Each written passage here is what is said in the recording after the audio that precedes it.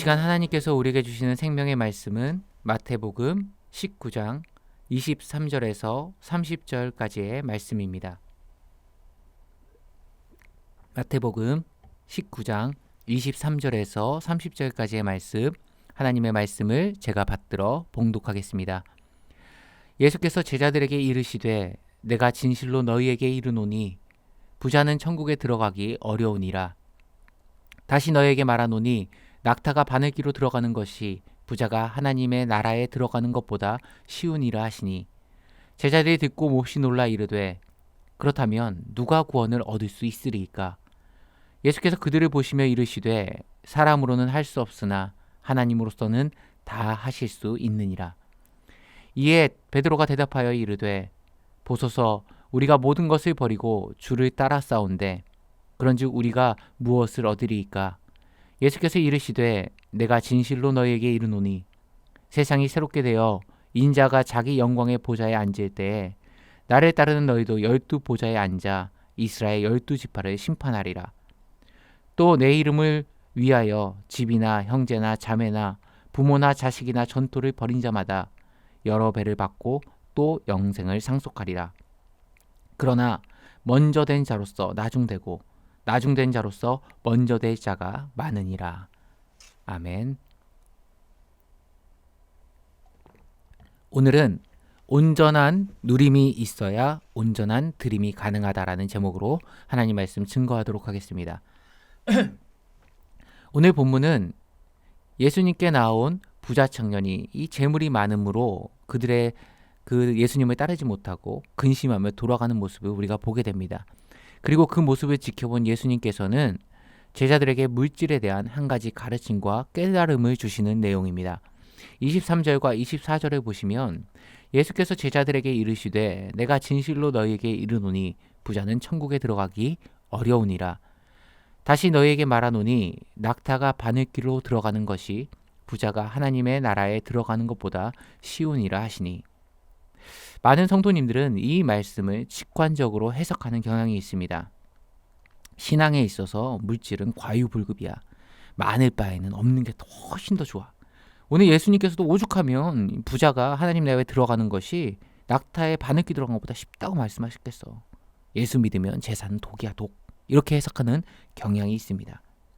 그럼 여러분, 제가 한번 질문을 드려볼 테니 한번 생각해 보시기 바랍니다. 하나님이 우리에게 주시는 재물과 물질은 하나님의 축복입니까? 아니면 하나님의 저주입니까? 하나님의 은혜의 선물입니까? 아니면 불행의 출발점입니까? 재물은 하나님의 축복이자 은혜의 선물로 우리에게 주신 것이죠. 그런데 이것이 부자 청년에게, 혹 오늘을 살아가는 우리에게는 도구로 다가올 때가 있습니다. 그게 언제죠?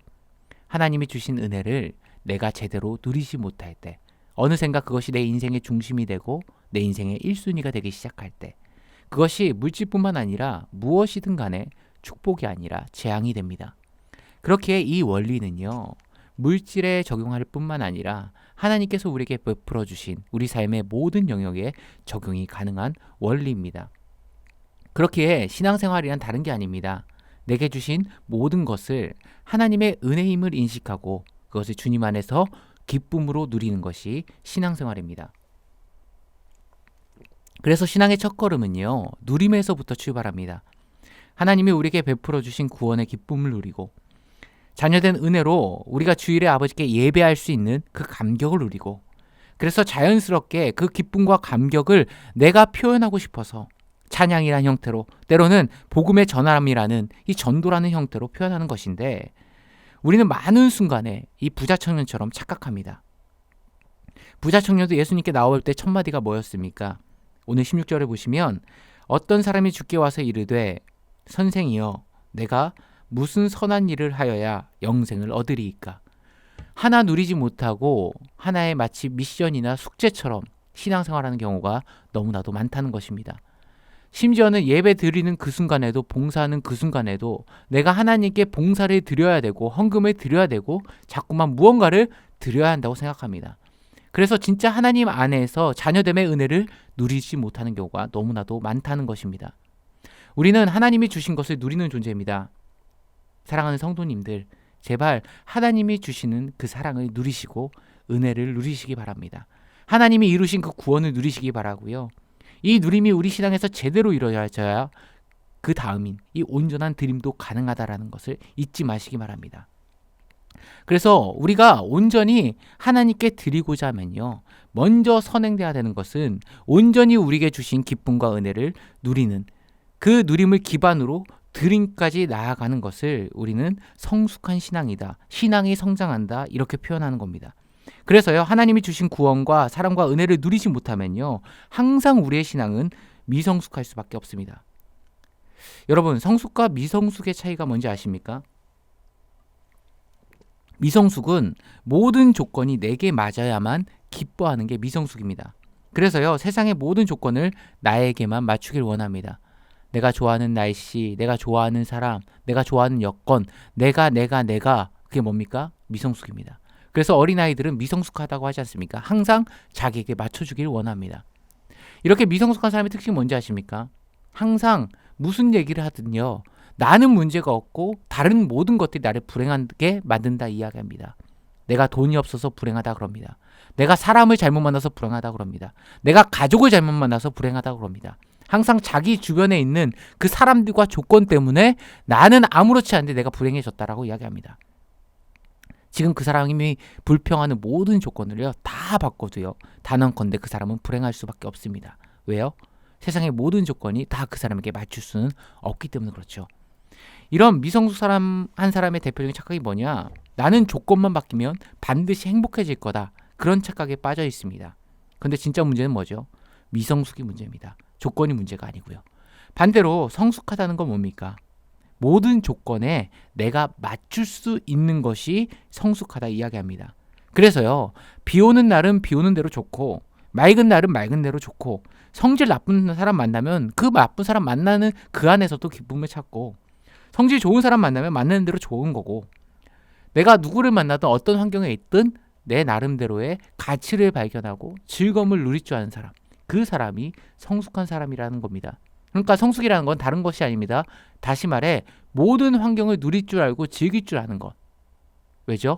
하나님이 베풀어 주신 은혜를 누리고 맛보았기 때문에 나에게 항상 좋은 것을 베푸시는 그 하나님의 절대 주권을 신뢰하기 때문에 지금 내게 주어진 이 고난마저도 기뻐하는 겁니다.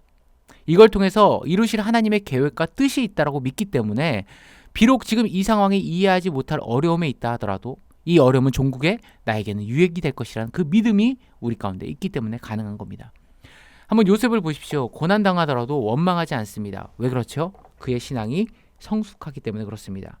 하나님이 나에게 최종적인 승리를 주실 건데 그 믿음 가지고 붙들고 선 사람은 절대 흔들리지 않습니다. 성숙한 신앙, 그러니까 바꿔 얘기하면 이런 겁니다. 하나님의 절대 주권을 믿는 신앙입니다. 그래서요, 성숙한 사람이 되면요, 감사가 나오게 돼 있습니다. 그러니까 기독교는요, 엄밀히 말하면 똑같은 얘기를 다르게 표현하는 겁니다. 우리 감사하는 종 됩시다. 이게 무슨 뜻입니까? 성숙한 종 됩시다. 그 말이랑 똑같은 말입니다. 성숙한 종 됩시다. 이 말은 뭐죠? 하나님의 절대 주권을 믿으며 삽시다. 하나님의 절대 주권을 믿으며 삽시다. 무슨 얘기죠? 하나님의 은혜 안에 살아갑시다. 하나님의 은혜 안에 살아가는 건 뭐죠? 우리에게 주신 그 은혜를 누리는 인생 살아갑시다. 다 똑같은 얘기입니다. 부자 청년 어땠습니까? 하나님이 주신 그 재물 하나 제대로 누리지 못했습니다. 재물을 다 나눠줘라 했더니 거기에 걸려가지고 하나님의 예수님의 제자 될 수 있는 그 마지막 기회를 놓쳐버리는 안타까운 인생을 살아갑니다. 그러니까요, 재물이 문제가 아니라 부자가 문제가 아니라 하나님 앞에서 온전히 누리지 못함이 문제라는 것입니다. 오늘 말씀을 정리하도록 하겠습니다. 신앙의 성장은 하나님이 내게 주신 그 은혜를 누리는 것으로부터 출발합니다. 우리에게 주신 구원의 은혜를 누리시고 죄인에게 베푸신 사랑을 누리시고 값없이 주신 은총을 이하로 충만하게 받아 누리시길 바랍니다. 마음껏 기도하시고요. 마음껏 하나님의 말씀을 받아 먹으시고요. 마음껏 하나님을 찬양함으로써 자녀됨의 특권을 누리시는 하루가 되길 원합니다. 그리고 그 누림 가운데 부어주시는 하나님의 사랑과 기쁨을 가지고 우리에게 주신 양떼를 먹이고 드림으로 나아갈 줄 아는, 그래서 누림과 드림의 아름다운 신앙의 상호작용 속에서 우리의 신앙이 나로만 가득한 이 미성숙한 어린아이의 신앙이 아니라 어떠한 상황과 조건 속에서도 하나님의 절대 주권을 바라보며 결국엔 합력하여 선을 이루실 하나님의 놀라운 도우심을 소망하며 감사로 반응하는 이 성숙한 장성한 믿음의 분량에 이르는 하나님의 신실한 백성도 되시길 간절히 축원합니다.